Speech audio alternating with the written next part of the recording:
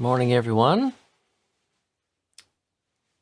Welcome back to our morning coffee time for Wednesday, June the 10th. So, how's everyone this morning? How's the sound? How's the picture?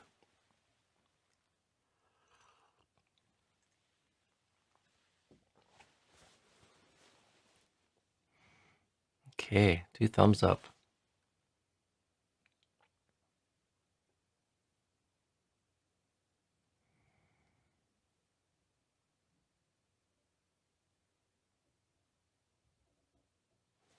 Okay, thanks. Thank you. I was looking for my rainy morning clip and couldn't find it, so I put Ginnery on.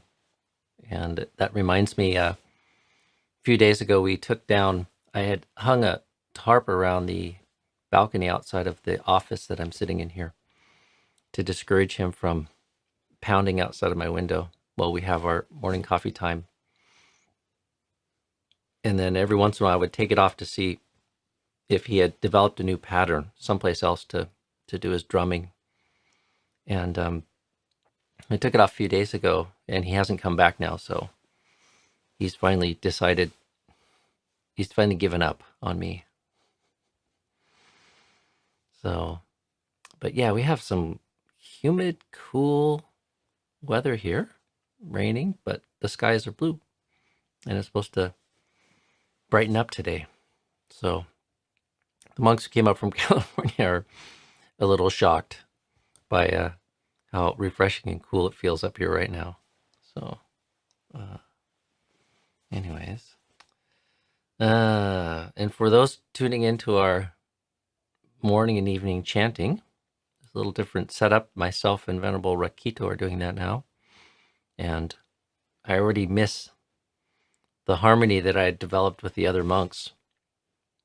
While not perfect, it was getting better all the time, and now me and Rakito need to find a new balance. He's a little lower than me, and I'm a little higher than him. And when I consider all of you that might be kind of tuning in, I try to get it up a little bit.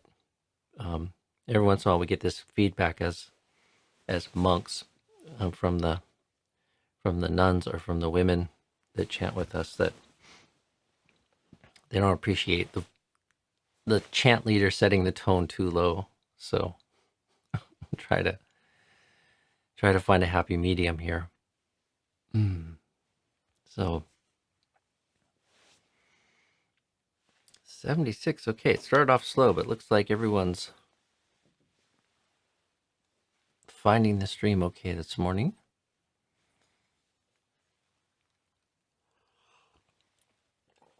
I see a comment from Carolyn here. She actually finds it easier when my voice is lower. Go figure. Well, if it's low enough, then you have no choice but to go like an octave or two above it. So that might be the dynamic that's working for you, Carolyn. So I don't have any blazing wisdom pouring forth from my mind this morning.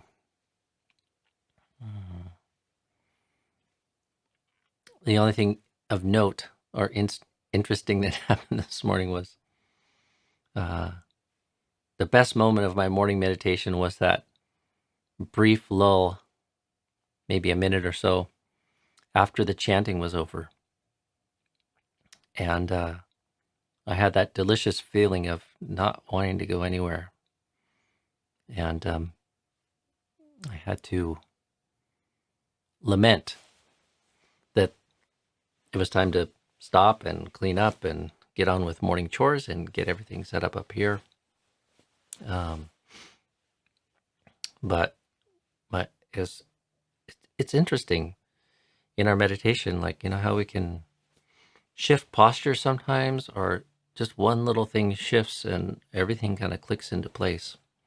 And And for me, it's like when the chanting ended or something, and then just took a moment to come back to the breath and then focus the mind, like everything just started moving to this delicious stillness. And I thought, oh, be nice to sit here for another hour. But instead, I just enjoyed it for what it was and made a determination to try to carry that stillness through the day. And somehow it's still with me. I can still feel it kind of with me, which is nice. We'll see how we do today. I'm going to set the intention to mindfully return to the sign of stillness and see it's something that you could call animitta. There's like a conscious perception or conscious experience born of the meditative effort that's connected with that which is skillful and wholesome. And the encouragement is to nurture that and to carry that with you. So like a lot of the Thai forest Ajahns, in their talks where they're talking about the contemplation of Buddha or the meditation mantra Buddho, which is very simple 2-syllable mantra used either in conjunction with the breath or just as a way to develop samadhi and focus the mind. There's a constant injunction to stay with it, to keep that Buddho kind of going through all the postures and carry it kind of through your day. And although breath is a little trickier to kind of keep in mind as we move through the day and the diversity of the responsibilities, we can develop a skill to do that. And also sometimes there are these nimittas, these signs, or we could even just call them perceptions, that are born of our meditation and connected with that we can kind of carry through our day. And right now I have this sense of stillness that's kind of lingering from the morning meditation, and my intention today is to see what I can do. It's like carrying a little flame around with you. Make sure it doesn't blow out. So if you haven't yet found your little flame this morning, see if you can arrange the rest of your morning to find that and carry it with you through the day. So, okay, well, I see a few kind of questions here, and we have to salute Marilyn for getting her avatar going. Good morning, Marilyn. Now I recognize you. We have met before at Birkin, I think more than once. So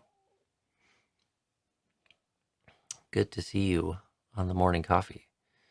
Okay, so let's see. I saw a question somewhere up here. Maybe someone can help me.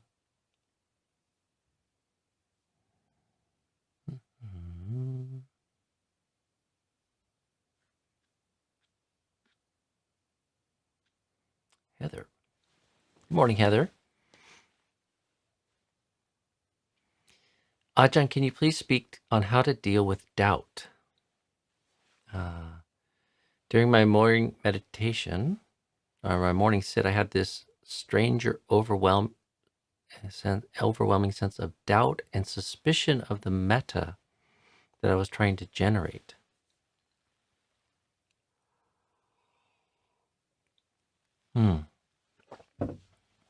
Yeah, that's not uncommon. People sometimes generate a lot of doubt about metta or jhana or samadhi or various things that kind of come up in our meditation or even the meditation object itself. And this is doubt as a hindrance, and so the general advice to resolving doubt, like on a longer term scale, is to kind of talk to a teacher or go back to the books and see if you can kind of resolve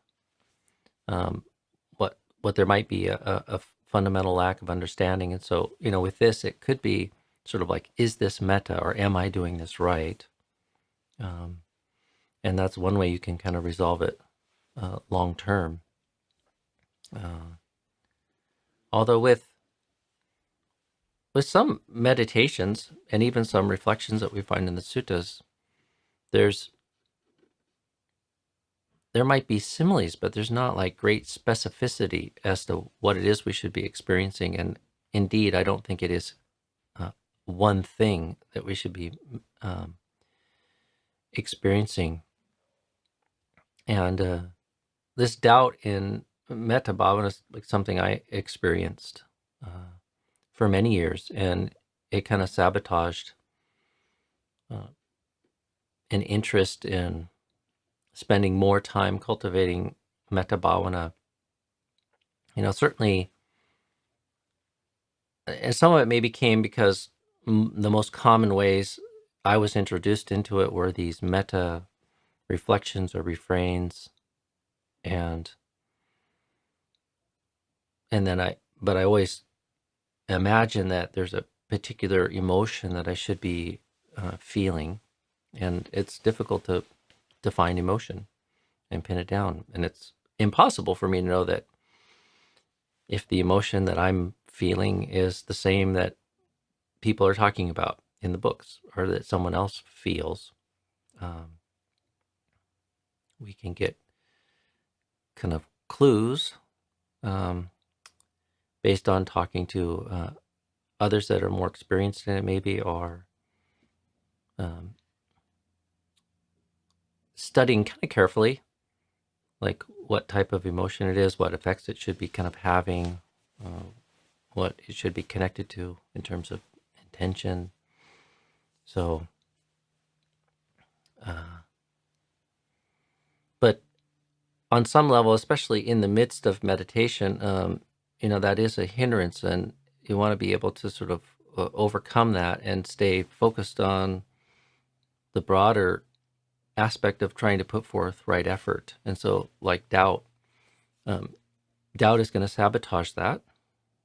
It's going to kind of weaken the conditions of the mind putting forth effort. And so, one has to learn skillfully not to get sucked into that.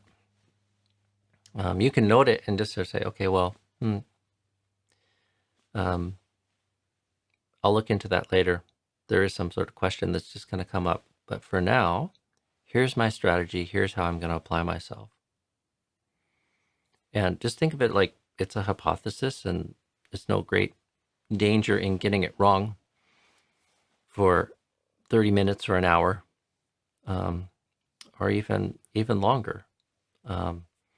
We need to be creative, and we need to sort of experiment a little bit in our practice, and we shouldn't be afraid to do that. There's no great risk, really, for the most part. And something I counsel people to explore is like really being focused on the generation of the wish and the intention to generate the thought of metta, the thought of well-wishing, the thought of non-ill will, or even better, the thought of goodwill directed towards self and others. And then there's a whole spectrum of emotions that we might perceive that are generated sort of from the wish and the thought. May I be well. May I be happy. May I be safe. May I be free from affliction. And to deepen that sort of meditation, we do have to learn not to kind of question or doubt that sort of too much, especially kind of in the moment that we're cultivating that. So,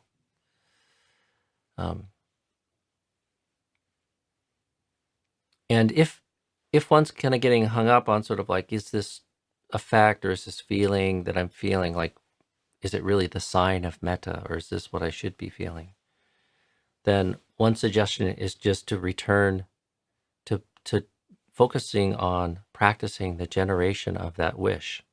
And even if it's more discursive, like you're just using like a metta reflection or one of these formulas for practicing generating the wish and sending it forth into the world, or sending it forth towards self and others, you can still exercise right effort in a very useful way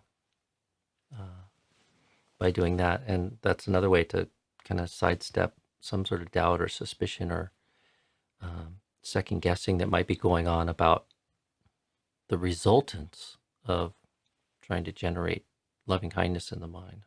So there's a few thoughts about that.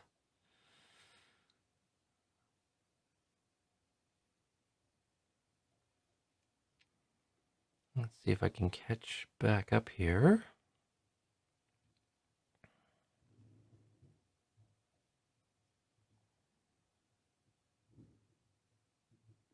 The question from Samrit. Okay, Samrit. I'm going to ask you the same thing I asked Marilyn. See if you can bring me a beautiful avatar. Either a beautiful picture of your face or something uplifting and inspiring.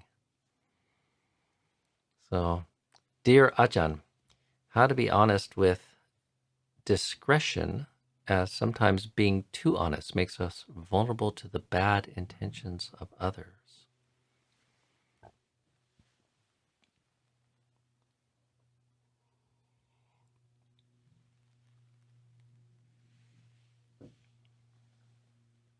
Well, the short answer is just because something is true doesn't mean it's worth saying. And so, one needs to use wisdom and discretion in what it is that one speaks. And one should speak the truth, but one should be attentive to what one's intention is, the suitability, time, place. And, if you feel like speaking the truth is going to have negative resultants, either for yourself or for others, and it's not something that necessarily needs to be said, or you discern, your judgment is it'd be best left unsaid, then that's quite all right. So, and of course, it's hard to know sometimes. We end up in lots of situations in our life where it's hard to know exactly what to say and what to left unsaid. So, a great protection, though, is being very clear, especially when we're in these gray zones. Take your time, be patient, be as clear as you can, and get very clear about your intentions and what's in your own heart. Is one motivated by some sort of defilement, motivated by agitation or anxiety or fear or greed, or is one motivated by non-greed, non-hatred, non-delusion? So, and especially when making a difficult decision, if everything falls apart and you did so very clear that you were coming from wholesome intentions, good intentions, or something, that's a great protection against remorse. I mean, there still might be some karma. There still will be resultants and effects from the choices that we make.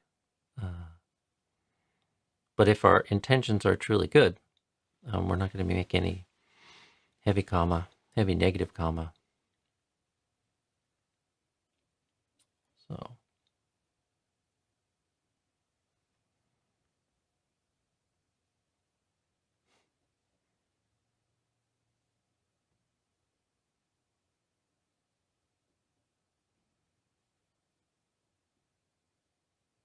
finally an easy question.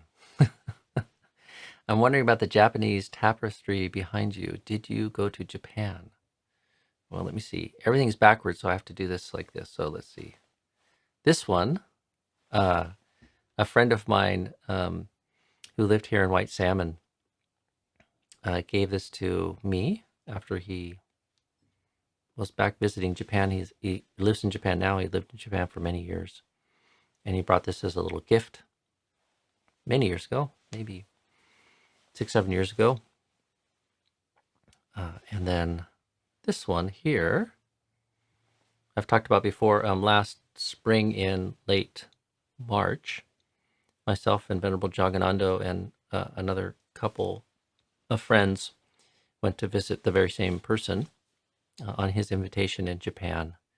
And this is a souvenir from a temple that we went to. And there's like this bodhisattva here that we climbed up on top of these cliffs in this little hillside monastery to see. And they had prints that you could get as a souvenir. So he got one of those for me. And I'm trying to remember the name of the monastery now. He was watching the live stream maybe a month or more ago, and somebody brought it up, and then he reminded me what the name was. But I'd rather not say it and get it rather than get it wrong. So, but yeah, that's what that is there. So it's a little beautiful little Japanese print of a bodhisattva on a cliff in Chichibu province, outside of maybe 2 hours outside Tokyo in the mountains. Another easing question. I realize that some monasteries have set an age limit for ordination on 50 years. So what do you do if you have turned 60? The next life project? No, I would take up the same life project. We ordain for the sake of Nibbana. So, Henning, the next life project should be seeking Nibbana, the ending of dukkha. Whether you're a layperson or monastic, it is possible. The Buddha would not have taught the Dhamma if it was not possible. So, also you could find monasteries that don't have an age limit. I don't think any of our monasteries in the West have a policy for the monks, like a hard age limit. So, but age is a consideration in bringing somebody into the community. So, as are many other things. So, if you really have your heart set on being a monk, I would just seek out communities that you feel are worth checking out and inspired by, and go spend time there and develop a relationship with the community, and in particular the teachers in that community. And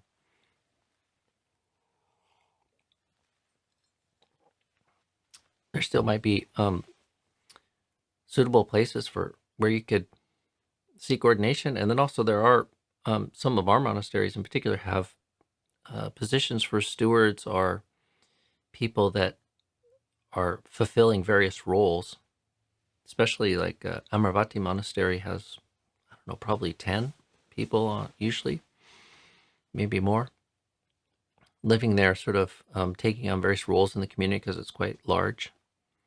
And while I don't think they have many hired positions, people have room and board and maybe a stipend for some positions there. So, and one can benefit greatly just from living near or living in a monastery for a period of time if you can arrange for that. But my first answer is, one need not be a monastic to practice and attain the highest benefits and the highest results of this practice. And it's very clear there were many people of all stripes and all genders and all castes and situations in life, and monastics and non-monastics that realize the benefits through sincere and dedicated practice. So,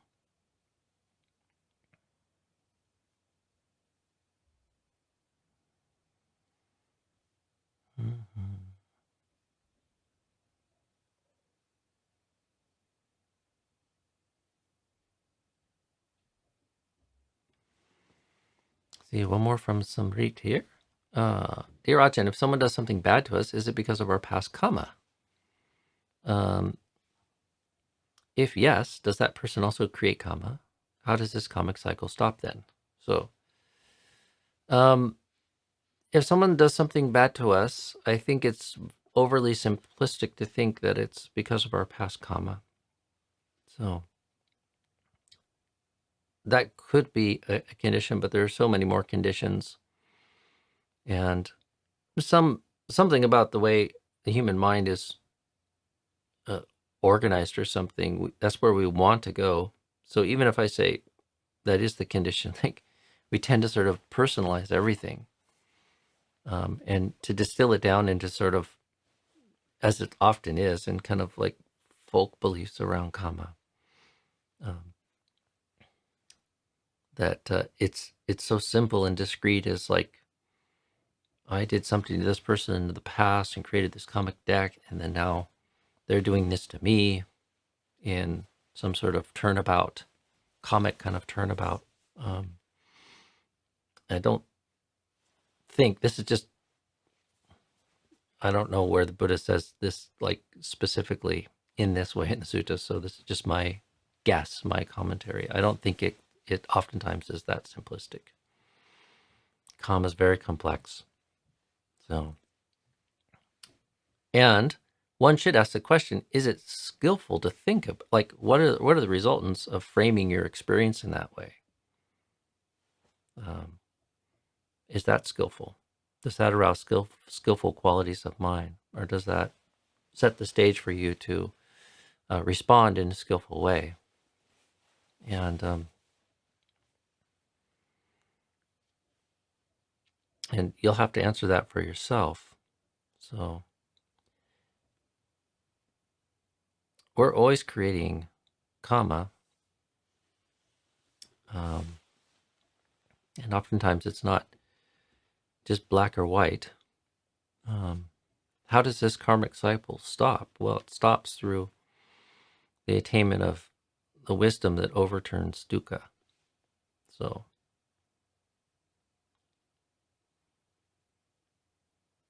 Dantika wants to introduce Stephanie Schmidt. Where is Stephanie? I've met Stephanie before. We had a nice gathering at Arrow River. What was it, last year or year before? Welcome, Stephanie. I don't see you in here. Oh, there you are. You're down there. Hello. Actually, I saw your icon a little further up, so welcome. All right, well, we're going to leave it at that for today, friends. It is 8:30 here in White Salmon, and evening time in Baku, Azerbaijan. So time to end our morning coffee time, and I'll see you all tomorrow. So have a good day, and let's see. If you haven't found that little flame, quickly find it and carry it with you through the day, nurturing it with care and heedfulness and right effort. And I'll see you all tomorrow. So be well.